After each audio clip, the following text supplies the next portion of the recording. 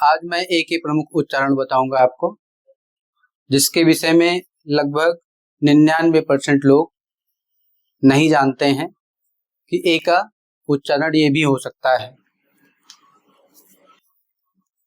तो यहाँ पर देखिए ए के प्रमुख उच्चारण यहाँ ऊपर ही मैंने लिखा है।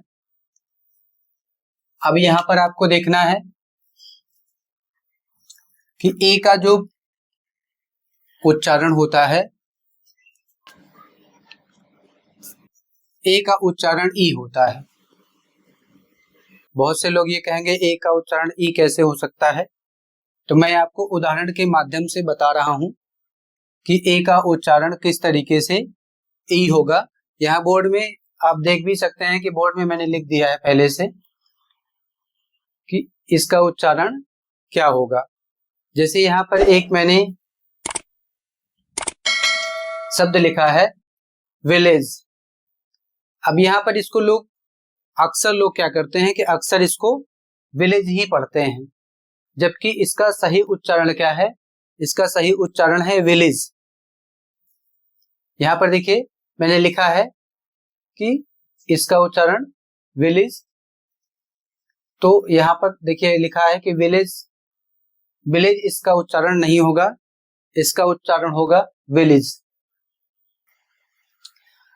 दूसरा मैंने लिखा है मैसेज, जो इसको लोग पढ़ते हैं, जबकि इसका सही उच्चारण होता है मैसेज। और यहाँ पर तीसरा शब्द है प्राइवेट, और इसका लोग उच्चारण क्या करते हैं? इसका उच्चारण करते हैं प्राइवेट, जबकि इसका सही उच्चारण है प्राइवेट। इसके बाद 4 नंबर पर है क्लाइमेट, जबकि इसका सही उच्चारण है क्लाइमेट। अक्सर लोग क्या करते हैं, ए को ए की मात्रा बना देते हैं। ए का जो उच्चारण करते हैं वह ए की मात्रा के रूप में कर देते हैं, जबकि एट लिखा है, यहाँ पर आप देख सकते हैं एज लिखा है और एट लिखा हुआ है। तो यदि किसी भी शब्द के अंत में ए जी ई या फिर ए टी ई, यदि इन दोनों में से किसी भी शब्द के अंत में आता है तो आपको पढ़ना क्या है? तो आपको पढ़ना है इज। यदि लिखा है ए जी ई तो आपको पढ़ना है इज, और यदि ए टी ई लिखा है तो आपको पढ़ना है इट। तो यहां पर देखिए विलेज, इसका जो सही उच्चारण होगा विलेज, मैसेज, प्राइवेट, क्लाइमेट। यहां पर मैंने इसके लिए रूल लिख दिया है कि यदि किसी शब्द के अंत में एज या एट आए तो ए का उच्चारण ए या अ नहीं होगा, बल्कि छोटी ई होगी। तो इसका सही उच्चारण यहाँ पर आपको ध्यान देना है कि सही उच्चारण हमें जरूर करना है। ये पेपर में भी आ सकता है सही उच्चारण के लिए कि इसका सही उच्चारण क्या होगा, तो वहां पर आप नहीं समझ पाएंगे, तो आप यदि ऑप्शन में आ गया तो आप इसी को सबसे पहले प्रेफर करेंगे, जबकि यह गलत होगा। इसका सही उच्चारण होगा विलेज। यहाँ पर जो दूसरा ए का प्रमुख उच्चारण है उसमें है ए का आ होता है, ए आ, थोड़ा सा ए का उच्चारण आ होता है। एग्जाम्पल यहाँ पर देख सकते हैं, पहला बॉल। तो यहाँ पर देखिए बॉल, इस तरीके से आपको बोलना है, बॉल आराम से नहीं बोलना है, बॉल ऐसे नहीं बोलना, बॉल बोलना है। दूसरा है फॉल, तीसरा है सॉ, और चौथा है ऑटो। इसके लिए एक रूल है, जब ए के बाद W, double L, L T या यू आता है तो इसका उच्चारण अ हो जाता है। इसके लिए एक शॉर्ट फॉर्म है, क्योंकि ये जो रूल होते हैं ये बहुत लंबे हो जाते हैं और हम क्या करते हैं कि हमें शॉर्ट में चाहिए जो जल्दी से या आसानी से याद हो जाए। तो यहाँ पर देख सकते हैं A+W+L+U,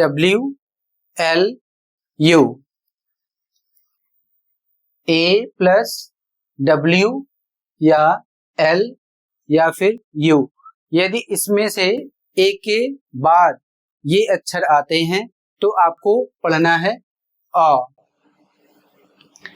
ये उदाहरण के माध्यम से आप इसको देख सकते हैं। अब इसका जो उच्चारण होता है वह होता है सिंपल आ। यहाँ पर एग्जाम्पल देख सकते हैं, जैसे कार, फादर, पार्क, और इसमें शॉर्ट फॉर्म जो शॉर्ट तरीके से आप याद कर सकते हैं तो A+R। यदि A के बाद R आता है तो आपको पढ़ना है सिंपल आ। इसके लिए रूल है, रूल लिखना चाहें तो लिख सकते हैं। जब A के बाद R आता है, यहाँ पर फिर से देख लें, जब A के बाद R आता है तो इसका उच्चारण आ हो जाता है। इसके बाद आगे देख तो यहाँ पर देखिए A का जो अगला उच्चारण है होता है ए। अब यहाँ पर एग्जाम्पल के माध्यम से देख सकते हैं, यहाँ पर लिखा है MAP, इसको पढ़ना है मैप, और ये जो शब्द है फैंटास्टिक। इसके लिए जो रूल है वह है जब A दो व्यंजनों के बीच में आता है और कोई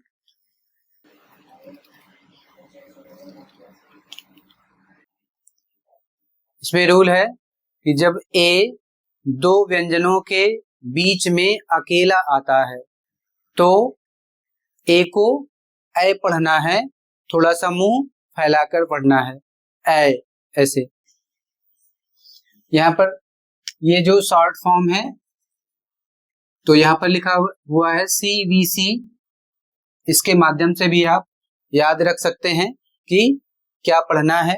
तो CVC का मतलब है, C का मतलब है कॉन्सोनेंट्स, और V मीन्स वॉवेल्स और C मीन्स कॉन्सोनेंट्स।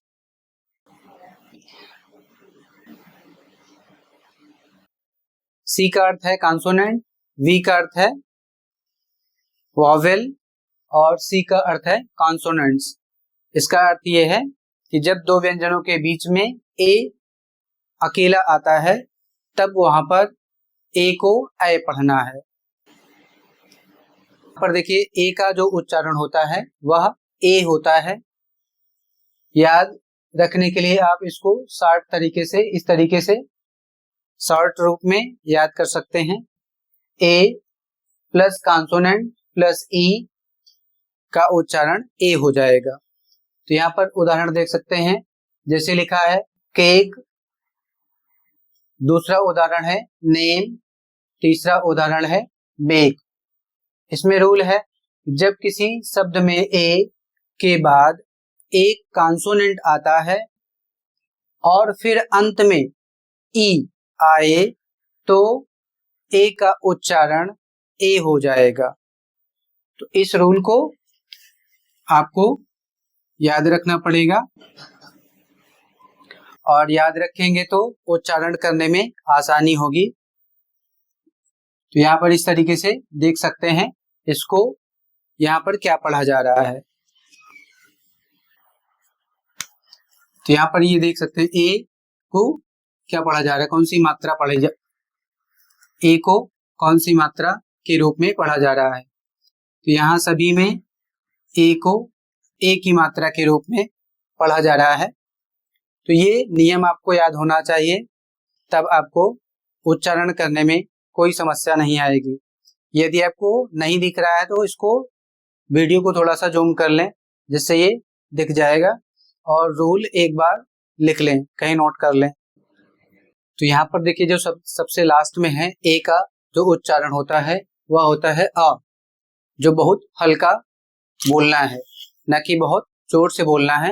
यदि आप जोर से बोलते हैं तो वह बड़ा आ हो जाएगा, लेकिन यहाँ हमें छोटा आ के रूप में बोलना है, ए का जो उच्चारण होगा।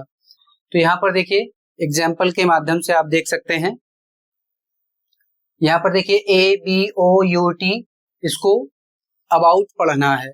इसका जो सही उच्चारण होगा वह होगा अबाउट, और अबाउट नहीं पढ़ना है। दूसरा SOFA, इसको हम लोग क्या पढ़ते हैं? इसको हम लोग पढ़ते हैं सोफा, जबकि इसका सही उच्चारण होगा सोफा। इसका जो सही उच्चारण होगा वह होगा सोफा। अंत में हल्का आ बोलना है, बहुत बड़ा नहीं बोलना है। बड़ा बोलेंगे तो बड़ा वाला आ हो जाएगा। इसके बाद है लास्ट का जो शब्द है अमेरिका, इसको अमेरिका नहीं बोलना है, इसको बोलना है अमेरिका। अब यहाँ पर देखिए इसमें जो रूल है, इसमें कह रहा है कि जब ए किसी शब्द के शुरू में या अंत में हो और उस पर स्ट्रेस ना हो, स्ट्रेस का मतलब होता है जोर ना हो, तो इसका उच्चारण हल्का आ होता है। उदाहरण के माध्यम से आप देख सकते हैं, इसको नोट कर लें, और जिनको भी ए के उच्चारण करने में समस्या होती है उन सभी को शेयर कर दें, ताकि उनको पढ़ने में दिक्कत ना हो और ए का सही उच्चारण कर सकें।